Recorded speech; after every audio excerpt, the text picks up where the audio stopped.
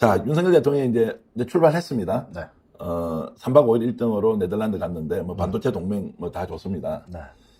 실제로 성과를 낼 수 있는 거냐, 아니냐, 지금 벌써 얘기가 많습니다. 왜냐면, 네덜란드 총리가 이제 임기가 얼마 안 남았기 때문에 이번에 MOU 체결해봐야 별로 효과 없다 이런 얘기도 있는데, 일단 총평부터 좀 해주시죠. 아니, 그러니까 윤 대통령 본인도 내가 이거 꼭 가야 돼? 뭐냐 하면은, 이게 부산 엑스포 표결 이전에 결정된 국빈 방문이에요.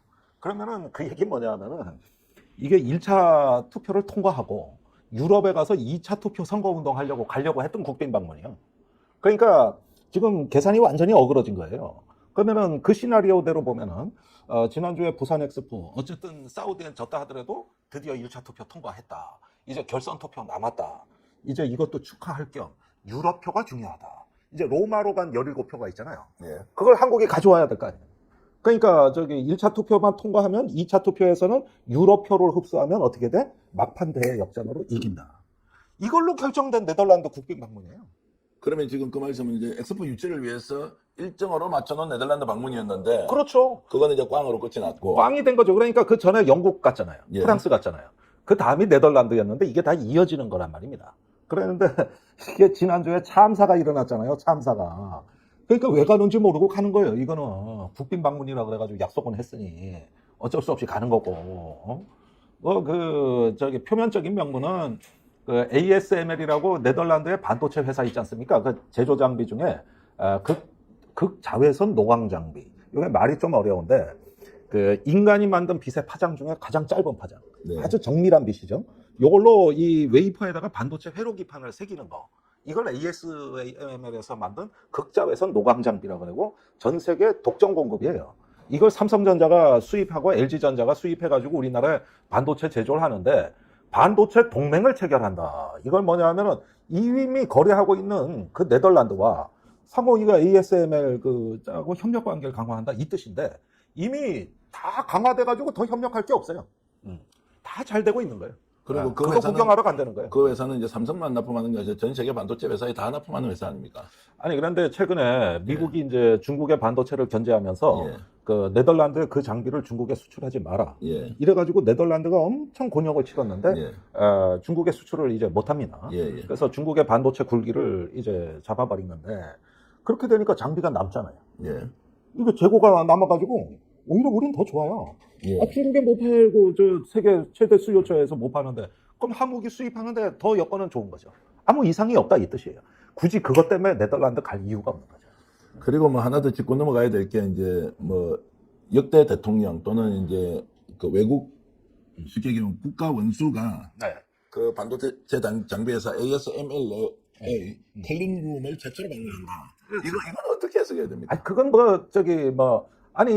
제가 과천에 사는데 과천 소방사 뒤에 제가 먹어본 김치찌개 중에 제일 맛있는 게 양푼이 김치찌개이거든요. 거기에 대통령 문자가 없어요. 예.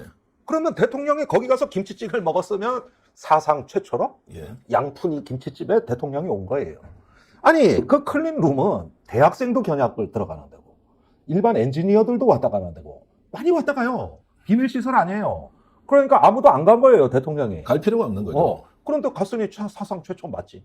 아니 그게 그래 보도자료라고 내가지고 대통령이 그 순방의 의미가 이런 반도체 동맹과 더불어 그 사상 최초로 클린룸 방문을 한다 이렇게 네. 해서 사상 최초 맞지. 그러니까 그걸 보도자료로 얼마나 그거 이제 낼 게 없으니까 궁여지책으로 꾸며낸 거죠. 이제 꾸며낸 거예요. 이번에 성과는 그러면 이미 우리가 다 알고 있는 이 내용이 전부입니까? 아니면 우리가 혹시 모르는 내용도 대통령이 성과로 발표할 가능성도 있습니까? 없습니다. 개털입니다. 개털이죠. 개털이에요. 그러니까 이거는 부산 엑스포의 잘못된 계산이 빚어낸 여분의 정상회담인 거예요.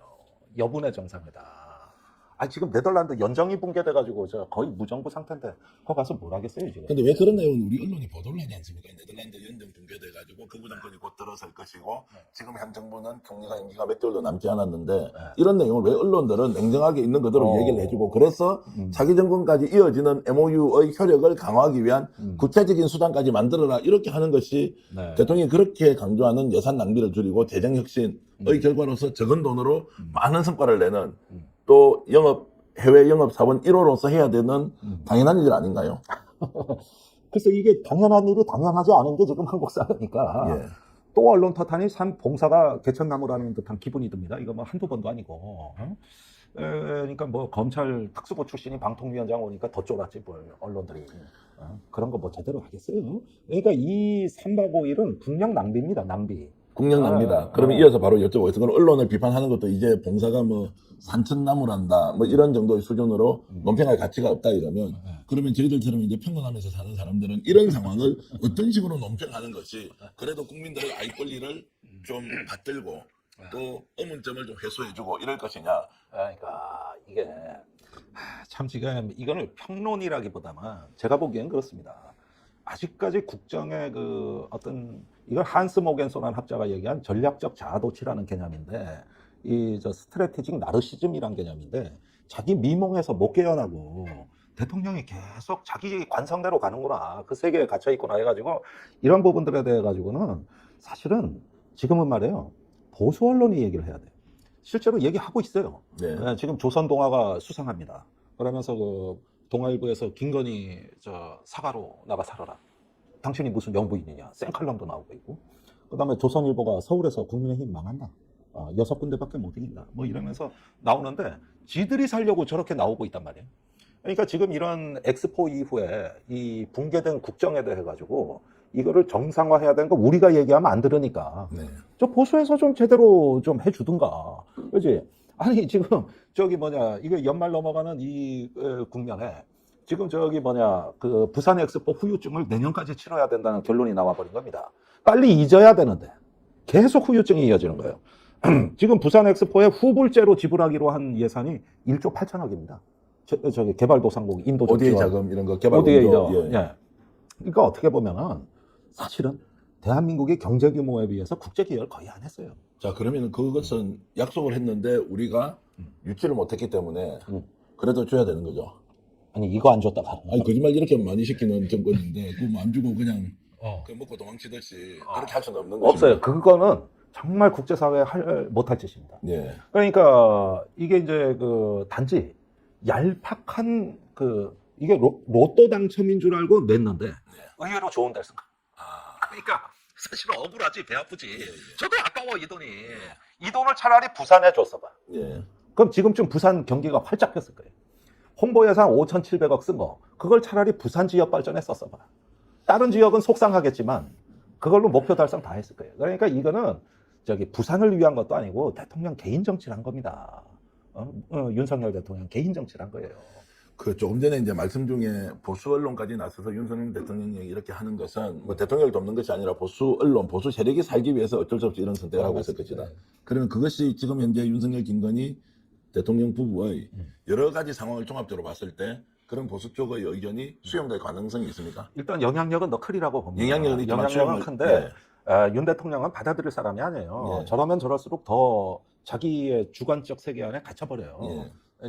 이제는 진보뿐만 아니라 보수도 불편해지는 거죠. 예. 그리고 저기 가장 큰 고비는 역시 김건희 특검입니다. 예. 그래서 이런 부분에 대해 가지고 보수가 공멸의 위기가 확산이 되면은 대통령한테 이제 쓴소리는 가능해 예. 보이고 또 그게 일견 국가를 위해서는 좋은 일이기도 합니다만은 윤석열이 그걸 받아들일 도량이 안 돼.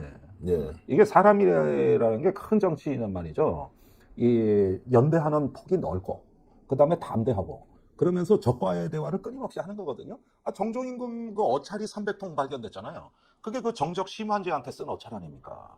그러니까 이런 면에서 이게 바로 그릇이고 도량인데 아시다시피 윤 대통령이나 이 검찰의 집단 사고는 이런데 친화적이지가 않은 그 멘탈이고 유전자가 그런 어떤 유전자가 아니라 상당히 고립지향적이면서 주관주의적 성향을 갖고 있습니다. 그러다 보니까 이제 보수 내에서도 이런 부분에 대해 가지고는 어떻게 하면 고양이 목에 방울을 달 것이냐 이런 궁리도 하겠죠. 그러니까 보수도 공멸하는 것보다는 낫거든. 네. 고쳐서 써먹는 게. 그런데 이런 면에서 이제 이 정권의 어떤 그 리스크는 점점 커지고 있는 거죠. 그래서 저기 야당을 보고 이재명 사법 리스크를 얘기하던 언론이 이제 김건희 리스크를 이야기하기 시작했다는 거.